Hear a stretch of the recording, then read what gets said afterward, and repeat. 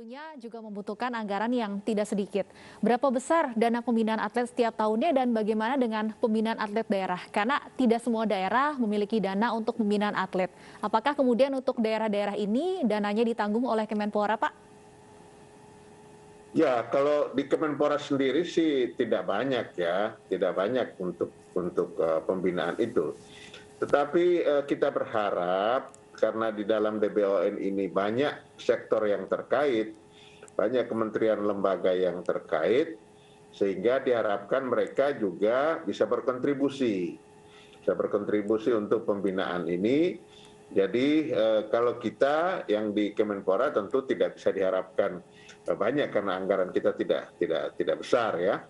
Nah kemudian daerah juga saya berharap juga bisa mengalokasikan bukan hanya pada saat pengiriman kontingen, tetapi juga mengalokasikan anggarannya seberapapun kemampuan daerah itu untuk pembinaan atlet di sana. Kan ini sekaligus sebagai pembinaan sumber daya manusia yang ada di daerah itu, bukan hanya semata-mata untuk mendorong prestasi olahraga saja, tetapi olahraga di tengah-tengah masyarakat juga tentu kita pentingkan untuk kebugaran masyarakat, untuk kesehatan masyarakat. Nah yang terseleksi tentu akan menjadi talenta untuk kita dorong ke olahraga prestasi. Bagaimana kemudian dengan para atlet yang sudah tidak bisa lagi bertanding? Apakah ada program yang disiapkan oleh pemerintah dan seperti apa bentuknya, Pak? Apakah mungkin dengan memberikan keterampilan atau mencarikan pekerjaan misalnya? Ya, kalau kami ya, terutama mereka yang pernah berprestasi, apalagi berprestasi di tingkat Olimpiade, Asian Games, itu pasti ada perhatian. Nah, semakin banyak yang berprestasi, semakin baik buat kita. Sebab tidak semuanya harus kita juga urus ya, karena kemampuan sumber daya kita sangat terbatas. Kemampuan sumber keuangan kita juga sangat terbatas, sehingga saya minta supaya mereka juga bisa berprestasi. Samping itu juga kita persiapkan pendidikan mereka, supaya begitu selesai, kan banyak juga atlet yang sambil atlet juga sekolahnya atau kuliahnya juga bagus, berprestasi bagus. Nah hal seperti ini yang kita siapkan. Kalau ada yang berwirausaha tentu juga kita akan juga memberikan pembimbingan ya.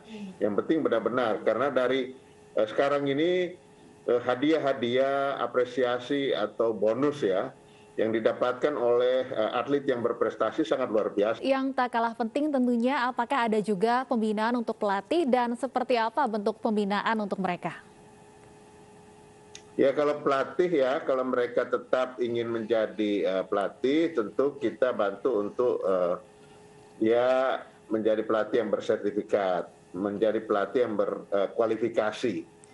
Kan tergantung seperti apa ininya, karena sekarang kan semakin ketat.